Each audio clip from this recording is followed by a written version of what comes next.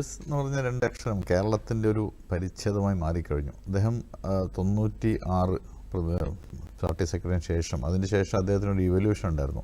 മാരാരിക്കുളത്ത് തോൽവി, അതിന് ശേഷമായിരുന്നു വി.എസ്. അച്യുതാനന്ദൻ എന്നുള്ള രാഷ്ട്രീയ നേതാവ് കേരളത്തിൻ്റെ പൊതുസമൂഹത്തിലെ പല പൊതു ഇഷ്യൂസും അദ്ദേഹം ടേക്കപ്പ് ചെയ്തു.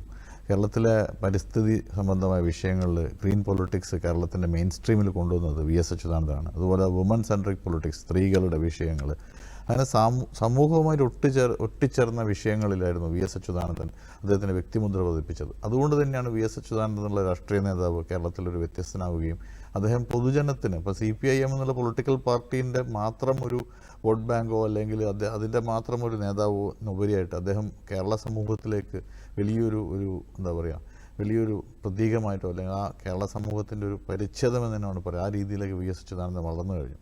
അതിൻ്റെ ഒരു ഏറ്റവും വലിയ ഏകദേശം 9 വർഷത്തോളമായി, 2019 6 വർഷത്തോളമായി മെയിൻ സ്ട്രീം പൊളിറ്റിക്സിലോ അല്ലെങ്കിൽ അദ്ദേഹത്തിനെ കുറിച്ച് എന്താണെന്ന് പോലും അറിയാത്ത ഒരു നേതാവാണ് വി.എസ്. അച്യുതാനന്ദൻ. എന്നിട്ട് പോലും ഈ പുതിയ തലമുറ പോലും വി.എസ്. അച്യുതാനന്ദനെ കാണാൻ നമ്മൾ കണ്ടിട്ടുണ്ട്. അഭൂതപൂർവമായിട്ടുള്ള ഒരു തിരക്കായിരുന്നു എല്ലാ സ്ഥലത്തും അദ്ദേഹത്തിനൊരു നോക്ക് കാണാൻ, അദ്ദേഹത്തിനൊരു അന്ത്യാഞ്ജലി അർപ്പിക്കാൻ. അങ്ങനെ ഒരു മെയിൻ സ്ട്രീമിൽ നിന്ന് ഒരുപാട് നാൾ മാറി നിന്ന ഒരു രാഷ്ട്രീയ നേതാവിന് ഇത്രയും വലിയൊരു യാത്രയയപ്പ് കിട്ടുക എന്ന് പറഞ്ഞാൽ അത് കേരളത്തിൻ്റെ മനസ്സ് അല്ലെ കേരള സമൂഹം എങ്ങനെയാണ് അദ്ദേഹത്തിനെ കാണുന്നത്, ആ ഒരു കൃത്യമായിട്ടുള്ള ഒരു മെസ്സേജ് അല്ലെങ്കിൽ ആ കൃത്യമായിട്ടുള്ളൊരു എന്താ പറയുക, ഒരു മെസ്സേജ് തന്നെയാണ് അദ്ദേഹത്തിൻ്റെ ഈ ഒരു യാത്ര കൊണ്ട് കൊടുക്കാൻ പറ്റുള്ളത്. വി.എസ്. അച്യുതാനന്ദൻ കേരള രാഷ്ട്രീയത്തിൽ എന്തായിരുന്നു, എന്തൊക്കെ അദ്ദേഹം ചെയ്തു. ഇപ്പം വി.എസ്. അച്യുതാനന്ദൻ അന്ന് മതികെട്ടാൻ മലയിലും അതുപോലെ തന്നെ നിരവധി പിന്നെ എന്താ പറയുക, മൂന്നാറിലെ കെട്ടിടങ്ങൾ പൊളിക്കാനുള്ള പരിപാടിക്കൊക്കെ ഇറങ്ങിയ സമയത്ത് അദ്ദേഹത്തിന് ഒരുപാട് പുച്ഛമായിരുന്നു പൊതുസമൂഹം ആദ്യം. പക്ഷേ പിന്നെ അത് കൃത്യമായിട്ട് അദ്ദേഹം നടത്തി കാണിച്ചു കൊടുത്തപ്പോഴാണ് ജനങ്ങൾക്കത് അല്ലെങ്കിൽ പൊതുജനങ്ങൾക്കത് മനസ്സിലാവുന്നത് വി.എസ്. അച്യുതാനന്ദൻ എന്ത് ചെയ്യാൻ പറ്റും അല്ലെങ്കിൽ എന്ത് ചെയ്യും.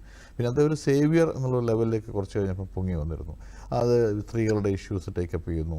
കേരളത്തിൽ പിന്നെ ഇങ്ങനെ ഒരു മോഷ്ടിച്ചു കഴിഞ്ഞാൽ വി.എസ്. അച്യുതാനന്ദൻ പിടിക്കും അല്ലെങ്കിൽ അദ്ദേഹം ടേക്കപ്പ് ചെയ്യും. അപ്പോൾ അങ്ങനെയുള്ള രീതിയിൽ കള്ളന്മാർക്കോ അല്ലെങ്കിൽ ഈ അഴിമതി രഹിതമായിട്ടുള്ള സമൂഹത്തിനോ അങ്ങനത്തെ എല്ലാത്തിനും ഒരു പ്രതീക്ഷയും പ്രതീകമായിരുന്നു വി.എസ്. അച്യുതാനന്ദൻ. ഇപ്പോൾ ഈ പുതിയ തലമുറ തന്നെ അദ്ദേഹത്തിനെ വായിച്ചറിഞ്ഞിട്ടായിരിക്കും ഒരുപാട് ആളുകൾ ഇപ്പം കണ്ടിരുന്നത്, അല്ലെങ്കിൽ വീടുകളിൽ നിന്ന് പറഞ്ഞു കേട്ടറിവായിരിക്കും. എന്നാലും വി.എസ്. അച്യുതാനന്ദൻ എന്നുള്ള നാമം ഇത്രയും പ്രായമായ 101 വയസ്സ് ആണ് അദ്ദേഹം യാത്രയാകുമ്പോൾ. അപ്പോൾ ആ സമയത്ത് പോലും ഈ 6 വർഷത്തോളം പൊതുരംഗത്ത് ഇല്ലാതിരുന്നിട്ട് പോലും അദ്ദേഹം എന്താണ് ചെയ്യുന്നതെന്ന് അദ്ദേഹത്തിൻ്റെ പിറന്നാളിനൊക്കെ ഒരു മെസ്സേജുകളോ അല്ലെങ്കിൽ വീഡിയോ ക്ലിപ്പിങ്സ് അദ്ദേഹത്തിനെ കാണുന്നുണ്ടായിരുന്നില്ല. എന്നിട്ട് പോലും പൊതുജനങ്ങൾ, അതായത് പുതിയ കുട്ടികൾ, നമ്മളിപ്പോൾ ആ യാത്ര ശ്രദ്ധിച്ച് നോക്കിക്കഴിഞ്ഞാൽ കാണാം എല്ലാ സ്ഥലത്തും കൊച്ചു പ്രായമുള്ള ആളുകൾ, കൊച്ചു കുട്ടികൾ, അവരൊക്കെയായിരുന്നു മുദ്രാവാക്യം വിളിച്ചുകൊണ്ട് വി.എസിൻ്റെ ഈ ഒരു യാത്രയയപ്പ് നൽകിയത്. അപ്പോൾ അത് തന്നെ വി.എസ്. ഒരു പ്രതീകമായിരുന്നു എന്നും വി.എസ്. ഒരു പൊതുസമൂഹത്തിന് ഒരുപാട് കാര്യങ്ങൾ മനസ്സിലാക്കി കൊടുത്ത ഒരു നേതാവായിരുന്നു എന്നുള്ളതിൻ്റെ തെളിവാണ്.